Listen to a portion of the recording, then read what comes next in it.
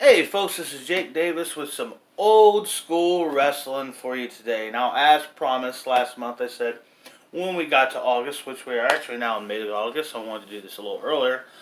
But I promised I would cover WCW NWO Road Wild 1998. This event was held on Saturday, August 8th, and it was live from the Sturgis Biker Rally in South Dakota. Now, I should probably just lay in the more personal things about this. This was the very first wrestling pay per view I got to see as a fan. Yes, the saying goes, beggars can't be choosers, and poor kids get what they get. But, as it was, I was never ever disappointed in that being it. I really enjoyed the show the night of. It was a bit of a festival with me and my family. It wasn't just the kids, me and my cousin who were really into wrestling at the time.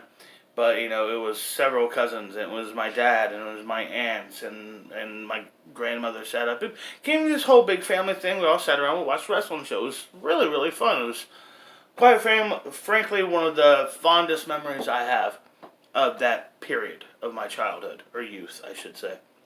Well, I was 13, technically still childhood. Anyhow, and also the Sturgis biker rallies have a bit of a soft spot in my heart as well. 4 years after this event, I, through just foolish circumstances, ended up in that part of the country with no money. But I did get to attend and see and walk around, broke, mind you. But I did get to walk around the Sturgis biker rally, and I'm I'm not really big with like fixing. I'm not a Mr. Fix-It, but I've always loved bikes and cars and guns and stuff like that. Just guy shit. Uh, so yeah, this event, this era, this thing, the whole gimmick of Road Wild was in itself so unique. Not only is it outdoors, but it seems to be, just this big lot, virtually like when they did Bash to the Beach in '95 on a beach, on an actual physical beach. How can you? There's no fence. There's no ticket booth. It's just literally just people at the festival just showing up, walking around. We're gonna go watch a wrestling show. Why not? Why wouldn't you? And yeah, whenever the crowd gets riled up, instead of the cheers, as you usually hear all the bikes revved up. It's a truly unique experience for a wrestling show.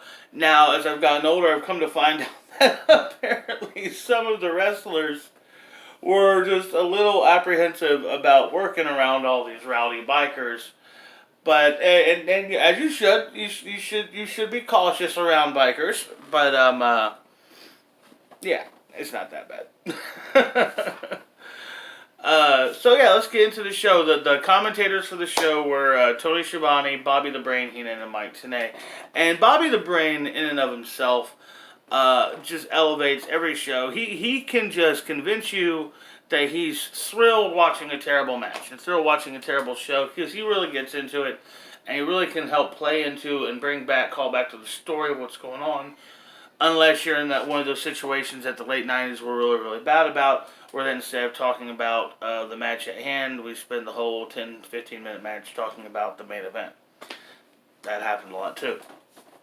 We have the typical WCW intro, where Gene Okerlund introduces the show, tells everybody to go call the hotline at 1-900-909-9900. Of course, the number is deactivated now, but oh man, I can remember that number in my damn sleep. Saw him fucking pimp that thing out so many times, man. So, opening match. We have a grudge match, a blow-off match here between Ming and the Barbarian. Barbarian having Jimmy Hart, the Mouth of the South, in his corner. Now, the thing is, these two were like a tag team for like nearly a decade, man. On and off, both in WCW and in the WWE, or WWF at this time. And this was really the end of their feud. And going into this show, I seem to remember very, very little build for this particular match. I mean, it was a long build to it, but there wasn't like an announcement, hey, they're going to have this match on this date. It's just, Road Wild pops up and here's the match. This is, I mean, if you know these two guys, you should know how a Ming and Barbarian one-on-one match is going to go. It's going to be very stiff. It's going to be very hard. There's going to be lots of grunts and loud slaps, and very, very few times is somebody going to actually fall down. These are some tough sons of bitches, some brick walls. There's a nasty, nasty sidekick Barbarian hits in one point in this match. There's a bit where they go for like a hip toss that gets modified into like a brain buster. I don't know if they just kind of roll with a botch there or get innovative, but it was a cool looking thing. It was gnarly looking at the very least. The finish comes, headbutts back and forth. Ming fires up, he gets the tongue and death grip, which I always thought looked cooler and looked more effective than the mandible claw. The tongue and death grip, you really get the wash. You can pinch down on a guy's jugular like that. Where the mandible claw, why doesn't the dude just bite you? You know what I mean? But still a stupid move. Most nerve holds are pretty stupid, to be fair. Ming gets the tongue in on him, the tongue in on him. That's the upper words one there. And pins him for the 3 count. The crowd is basically dead for the most of this match. Not really. I mean, it wasn't a very long match, and the crowd doesn't really get too rowdy up during it. But after the match, Hugh Morris interferes. General Hugh G. Retchen. Yes, sir. He interferes, and the two of them, Barbarian and him, start beating down on Ming. Jimmy Hart goes to the top rope and hits a frog splash on Ming, which he just gets throw it off like a fly. It's the first time in the show you hear the bikes rev up. Hacksaw Jim Duggan runs out for the save with his 2x4 and the whole deal, his whole thing.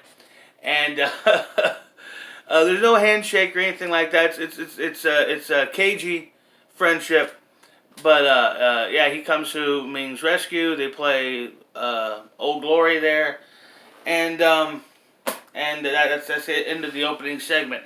The highlights of the match, Duggan's run in and Jimmy Hart's frog splash, were bizarrely after the match. That was very strange.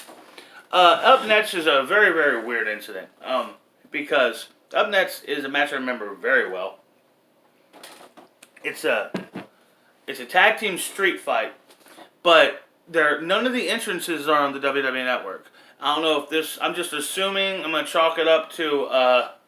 I'm just gonna assume that they couldn't afford anybody's music, so they just cut straight to the match. And it's the Public Enemy, Rocco Rock and Johnny Grunge versus Disco Inferno and Alex Wright, who have Tokyo Magnum in their corner still at this time. Disco and Wright, man, I kind of loved this team at the time when I was a kid. They would eventually take the name of the Boogie Knights, but if you watched wrestling at that time, you probably still remember them as the Dancing Fools, because that's what the commentators usually, it was a mockery nickname. They were picking on them. But that was their whole gimmick. These two both like to dance on their way to the rings. They just became a tag team out of that. Right away, Public Enemy bring a table to ringside. There's some scrapping, some brawling, and there's some blatant DQs, but the referee's not calling for the bell. And then Public Enemy just leave to go to the back. Disco grabs the mic, says, "You guys want a street fight? Fine, you guys got a street fight." It's clearly this is already a street fight. What the hell's going on here? It's the referee's the last one to be clued in. And then the next 2 minutes of the match are just the teams going to the back to get weapons and coming back to the ring. It's so funny to watch because, modern days, they got all these weapons underneath the ring and everything. And it's cookie sheets, a fucking mailbox that I'll never forget. My dad at first glance thought it was a muffler. And his pure, cruel, insane excitement of thought of seeing a man get hit in the head with a muffler was disturbing. But there's no real spots, or I say there's no bumps. There's a spot and there's definitely a bump, but there's no real science to this match. This is just brawling, killing time, doing some big stomping. The finish comes where they set Disco Inferno up on top of 2 ladders, on top of 2 tables, use a ladder to get them to the top of the table, or I'm sorry, top of 3, on top of the 3rd table. Rocco Rock climbs the scaffold and drives on an elbow drop, landing on crashing Disco through all 3 tables. And then Johnny Grunge just picks Disco up, throws him in the ring, and pins him, and that's match. What a wild, just insane. I mean, there's definitely better hardcore tag team matches out there easily, but this one will always be warm in my heart just because of that insane spot. I had never seen Guy go through 3 tables before that night. That was one as a young fan. That was some hardcore shit to see. I mean, granted, this is after Mick Foley goes flying off the Hell in a Cell. But that was a Hell in a Cell big match between Mankind and The Undertaker. That was a blood feud. That wasn't a comedy tag team rivalry. Disco Inferno taking a bump like that, and Rocco Rock for that matter taking a bump like that was above and beyond, in my opinion. Even just a little silly match like this. Backstage we got Lee Marshall interviewing Dean Malenko. This isn't really a real interview. I mean, we come into the interview, it's halfway through the interview. Marshall's in the middle of the question. The interview ends in the middle of Dino's answer. The whole deal is Dean Malenko's a special guest referee later on tonight. This whole little quick thing is just to plug their online WCW.com at the time. You know, instead of watching the pay-per-view that you paid $30 to see, no, go on your computer and listen to these guys talk about matches later in the show. Some things never change. Up next is a triangle match. It's Raven with Lodi versus Saturn versus Canyon. I'm going to take a quick second to talk about the evolution of the triple threat, because this was really the year it was perfected. I guess he did something similar to it in 1997 during the whole faction run, but nobody cared or noticed, so it didn't stick. It doesn't get the feel of being what really made it hit and land, you know what I mean? But I believe back when Dusty Rhodes came back, maybe even before, I believe that it was Dusty Rhodes that came up with the triangle match, which is basically 2 guys wrestle in the ring, a 3rd guy waits on the apron with pinfalls and disqualifications counting. Now Paul Heyman gets a hold of this. He calls it, the worst name ever, the 3-way dance. Now this means we got Texas Tornado, we got no DQ, we got no disqualification, but it's elimination. Almost there. A good innovation, but almost there. WCW came around and we had the Triple Jeopardy match. It's the same rules. Texas Tornado, no DQ, 1 fall. A sudden death situation. And this kind of perfected the triple threat. WWE's really big stamp on the gimmick is the name Triple Threat. I mean, I think the match should always be called a triple threat no matter what company it's in. But that's really all they contributed to this particular gimmick. I mean, they can always pat themselves on the back for the ladder and the Elimination Chamber and the Hell in a Cell, which were just variations on other standing gimmicks. But, yeah, they had nothing but a name to offer the 3-way. Anyhow, this had been a running rivalry for several months. The Flock was on their way to implosion. Canyon was kind of both against the Flock and with the Flock. Really conflicted kind of character at the time. Eventually go all in, joining Raven, eventually be his final lackey. Saturn had left him. This has some really, really sloppy moments, but I do enjoy the energy. These guys are trying, they're going all out. There should have been some better communication amongst the 3 of them, considering how good these 3 workers are. But, just out of chemistry amongst each other and just complementary kind of styles. In a way, is one of the better matches of the night, even though there's some really, really sloppy spots. Horace Hogan gets involved, who is a member of the Flock at the time. He eats DVD. Raven hits the even flow, the best DDT of all time. And Saturn barely kicks out. Saturn's able to fight back, hit a second Death Valley driver, this time onto Raven, and win the 3-way, the triangle. It's a good match. It's a really good match. Like I said, you could tell what spots are planned and what spots are just, let's explore. because those moments are far less crisp. Which is a shame that they just stood out, but I mean, it doesn't hurt the match, but they really stood out to me.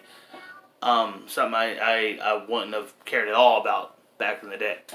Up next is the number one contender cruiserweight match.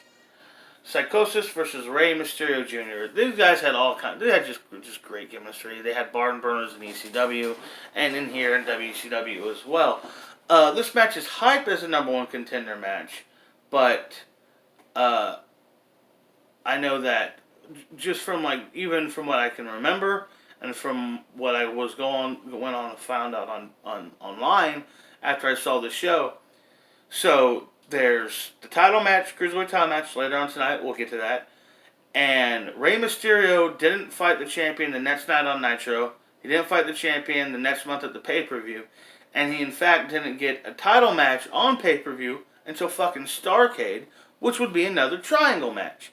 It's like, so it's a number one contender match, but it seems like Rey never got the title shot. He wins in this match.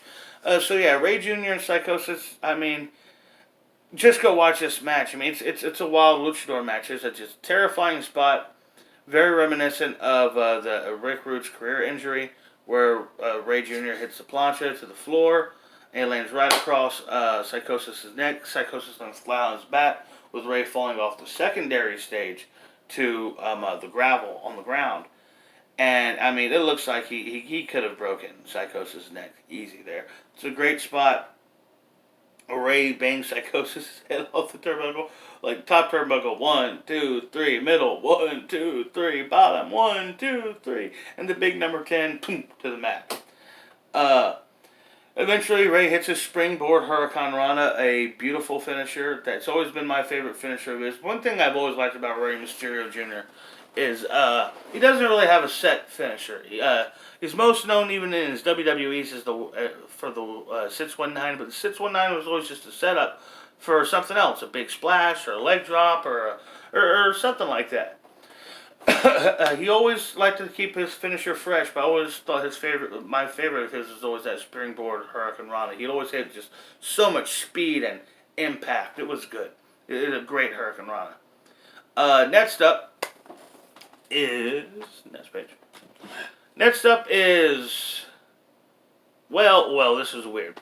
For the self-proclaimed WCW television title, the whole deal here is Booker T was TV champion. He got injured by Bret Hart at Bash at the Beach, and he went off television. Stevie Ray comes out with his brother's TV title, saying that his brother has passed the TV title on to him. And WCW just kind of let this go. Now they introduce this match as for the TV title, and introduce Stevie Ray as the self-proclaimed TV champ. His opponent is Chavo Guerrero Jr., who comes to the ring with his wooden horse Pepe, which was just a weird gimmick at the time, but it is the gimmick that initially got Chavo over. Chavo does not want to fight, even though he's the challenger. Stevie Ray just wants to whoop the hell out of him. He goes for a handshake early, trying to force a handshake on Stevie, so he could just tap out the handshake like he did in an earlier match with him. Between the two of them, I see he just keeps backing up, and it's like Chavo's chasing him around the ring, trying to shake his hand. And then Chavo's hand turns on him and starts choking up. He's trying to fight his hand off like Ash in The Evil Dead. And then Stevie chases him around the ring, cuts him off back in the ring, hits him with the slapjack, which was Stevie Ray's far more pile driver style of a pedigree, and pins him. The whole thing lasts about a little less than 2 minutes. Stevie Ray's gonna whoop him some more after the match, but Eddie runs out to stand over his nephew. Come on, man, he's had enough. Stevie eventually leaves. And Chavo says he doesn't want Eddie's help as they go to the back. This match was more about building up stories, just kind of showing you where we are in the Chavo Eddie story here, showing we are with the TV title here, but neither one of these stories, because it was WCW, ultimately ever went anywhere. I believe this would be the last time we would see the Eddie Chavo rivalry play out on WCW pay-per-view. And I know Stevie Ray would lose the TV title the following night, even though he's just the self-proclaimed TV champion. When he lost it, they let that guy keep the belt. Next up we have Chris Jericho, the World Cruiserweight Champion, backstage being interviewed by Lee Marshall. It's just another online thing. But even Chris Jericho, with his 15, 35 seconds of TV time, cuts a great little quick promo. You can tell that he's killing it in his interview on mic. You're getting greatness from Jericho no matter where you are. Or where he is, I should say. Up next is brother versus brother. Steiner versus Steiner. Rick versus Scott. Scott with Buff Bagwell in his corner. Okay, now I've said in my Booker Mode, my original Booker Mode video, Dusty Rhodes in the NWO, one day I would like to rebook how they should have done the implosion of the Steiner brothers. Stretching it out for a full year was the right idea, but everything else was wrong. Okay, so the whole deal is it's supposed to be Rick and Scott one-on-one. First off, Rick comes to the ring without wearing his gear, so we already know there's not going to be a match. J.J. Dillon comes out and says Scott's not been cleared to wrestle because you hit him in the head with a chair last week on Monday night. So we're going to postpone so we can't have the match tonight. Of course, the bikers are pissed. They want to see Rick and Scott. Buff Bagwell rolls fucking Scott Steiner out on a gurney. He's got the neck brace, he's got bandages, he's got an oxygen mask on. It's just hysterical. It is insane overkill. JJ says they're going to postpone the match till next month at Fall Brawl. And if Sky doesn't wrestle the match, he'll be banned from WCW for life. Scott instantly jumps up and runs away. Several things to say here. First off, the whole implosion can't happen because Scotty joined the NWO. And that's why the for life thing was funny. If Scott Steiner was able to jump up and run off now, then why can't he wrestle the match that he's scheduled for tonight? And thirdly, and probably worst off, the match at Fall Brawl would also end in a no contest, which would lead to them fighting twice in one night. At Halloween Havoc, where Ricky would win both matches, which would lead to the blow-off match at World War III, the final Steiner versus Steiner, which was just a no match. Like, it never even started. So yeah, they totally blew the Steiner brothers from pillar to post. They fucked up the whole rivalry, in my opinion. It sucks. Next up, a bit of a bonus match here. We have Brian Adams, NWO's Brian Adams, with Vincent in his corner, taking on Steve Mongo McMichael. I about fell asleep in this match. This is a painfully boring match. He's too... Brian Adams can maybe have a decent match when he's in there with someone like Randy Savage or Bret Hart. And even then, he's not going to have a classic. And Mongo McMichael, did he ever have a good match? And you know what I mean? They made him U.S. champ. He was in the Four Horsemen. This guy sucked. I hated Mongo. I did not like him, not for a day, not once. These guys have a slow, boring, shitty, crappy match. Mongo hits a tombstone. That's it. It's over. Next up, WCW Cruiserweight Championship match and the only official title match of the night. Chris Jericho defending against Juventud Guerrera with Dean Malenko as a special guest referee. Lots to say here. First off, this run with the Cruiserweight title was what made Chris Jericho a star. Chris Jericho was world renowned. He had honed his craft in Japan, Mexico, Canada, and here. He climbed the fucking ranks. He was working in Colorado on short circuit. He was wrestling in ECW for shekels. And he got to WCW. He had a bland babyface character. Now, around Starrcade of 97, he started going on a losing streak, and after that, he started attacking David Pinzer after every match. He got lucky, or somehow got himself in a Cruiserweight title match against Ray Jr., beat Rey Mysterio for the Cruiserweight title, and went on a long run with the Cruiserweight belt. He may have lost it for a few weeks here or there, but it was this run that really got him over. He got to show off a lot of his character work. This is the famous, during this run with the Cruiserweight titles when he had his famous, Master of 1,004 holds. We stood in the ring, read all the holds.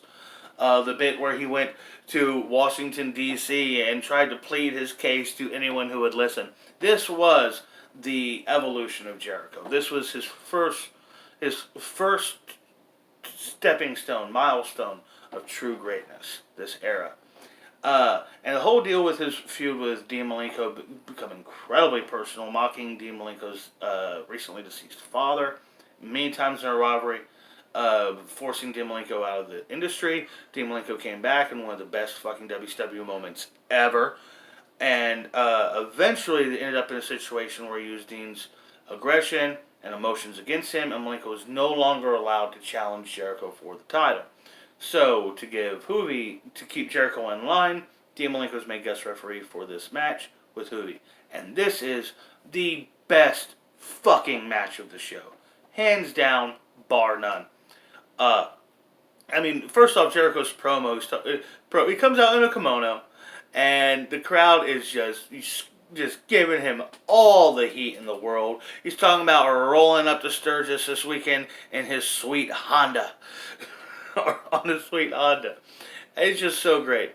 The animosity that you see, you can feel Malenko trying to call straight down the middle, not letting his hatred for Jericho slip past him. There's a part where Jericho legitimately thinks he's made Hoovy tap out, and they're getting each other's faces, and Jericho's like, "Come on, man." He said, "I thought he tapped out. Talk to me." And Malenko, "Man, I fucking slap you." And eventually, at one point, Jericho's beating him in the ropes. And Malenko pulls him by his hair, gets him off the ropes, and the fucking live camera missed it. The finish comes where Jericho's on the top turnbuckle. Hoovy's beating on him.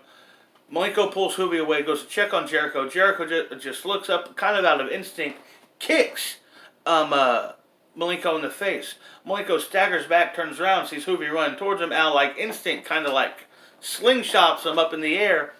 Hoovy goes flying through the air, catches Jericho in a midair Frankensteiner, flips him over, and Dean counts it, and Juventud Guerrera is the new WCW Cruiserweight Champion. What a fucking classic. A great moment. Hoovy would hold the title for a while. Jericho and Malenko would never go back to the Cruiserweight title again. Malenko would have a long run with the light heavyweight title in WWF, but everything was onwards and upwards here for Chris Jericho. The next night, he beat Stevie Ray for the TV title, like I said earlier, and he'd spend the rest of the year as television champion. So basically, Jericho spent the entire year of 1998 with gold. It was just that time for him, man. And in 1999, WCW wouldn't do anything with him, so he went to WWF, and yeah, the rest is history. Up next is our semi-main event, a 9-man battle royale. Very weird here.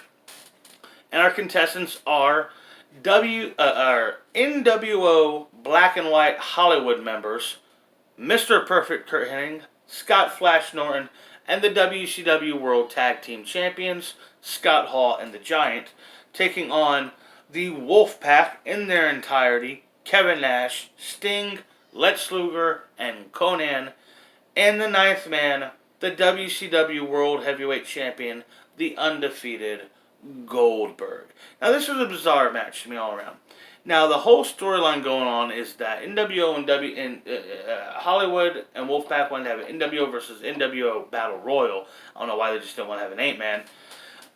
Goldberg throws his hat in the ring because he has nothing to do. Because, of course, being WCW, they didn't see a reason to book their world champion for a pay-per-view. He had to give himself a match. This is how stupid this company was at times. And because it's WCW, the rules of a WCW Battle Royal is you can't pick up an elimination through pinfall or submission. Which is really weird at one point when Sting puts Scott Norton in a sharpshooter and a referee tries to slide in there with 7 other giant men stomping around and has to check for a submission. It's just awkward. Really awkward.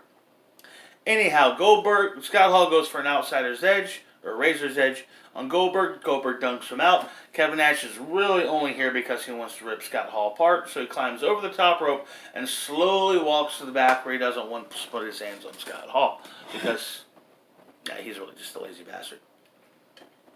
And that's, I can't remember exactly what order they get thrown out. But Sting, Luger, Norton, Conan, they all make their way out. And it comes down to just Goldberg and the Giant. Goldberg hits Giant with Goldberg takes a chokeslam, hellacious chokeslam.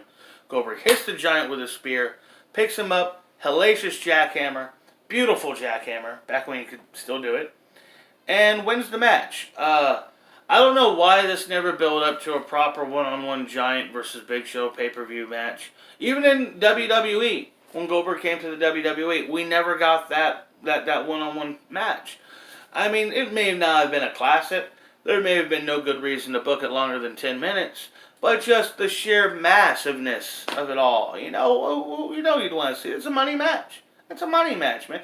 Not everybody's a fucking smart. Some people just like wrestling because they want to see big, freakish men slam into each other. That's just the facts of it. We don't allow. Everybody likes the flippy shit. So, it's main event time. And of course, being WCW, we have our Master of Ceremonies, Mr. Michael Buffer. This is a special attraction tag team match, which I can't believe I haven't talked about yet, but we'll talk about it now. It is the team of Hollywood Hulk Hogan and Sleazy E. Eric Bischoff with Miss Elizabeth and the Disciple in their corner, taking on Diamond Dallas Page and Jay Leno with Kevin Eubanks in their corner.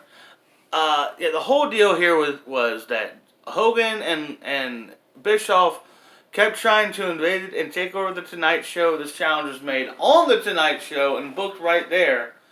I mean, come on. Leno likes motorcycles. Bischoff likes motorcycles. This was just an excuse for these two buddies to take a fucking vacation to Sturgis for the biker rally. This is really all that was going on. WCW figured they made big money. One of their biggest pay-per-view, I think their biggest pay-per-view of all time, Bash at the Beach the month before, have another celebrity involvement. Now, no one was expecting Leno to do much. He puts Hogan in an armbar, which is funny, and makes everyone who ever jobbed to Hogan look awful in comparison. Bischoff doesn't really do much with Page at all, but he gets slapped around with Leno every once in a while. The unfortunate part of this match isn't the Bischoff-Leno stuff. It's the Hogan-Page stuff. I love DDP. I love Hulk Hogan. DDP is my all-time favorites. But, when they got involved, it was time to pick up the energy, to build up the suspense, and Hogan's still just, doing his typical walk around, just the awful stuff he would do, Hollywood Hulk Hogan is my all-time favorite wrestling heel, but his in-ring work wasn't at the level it was 10 years earlier in the WWE at that time, or what it would be in WWE just 4 years later. I guess he figured he was getting paid so much he didn't have to work as hard. Go figure. The finish comes where there's a double tag. Great bit where Leno points across the ring. Bischoff! Jumps in, starts wailing away, beating the shit out of Bischoff. The Disciple does something. Kevin Eubanks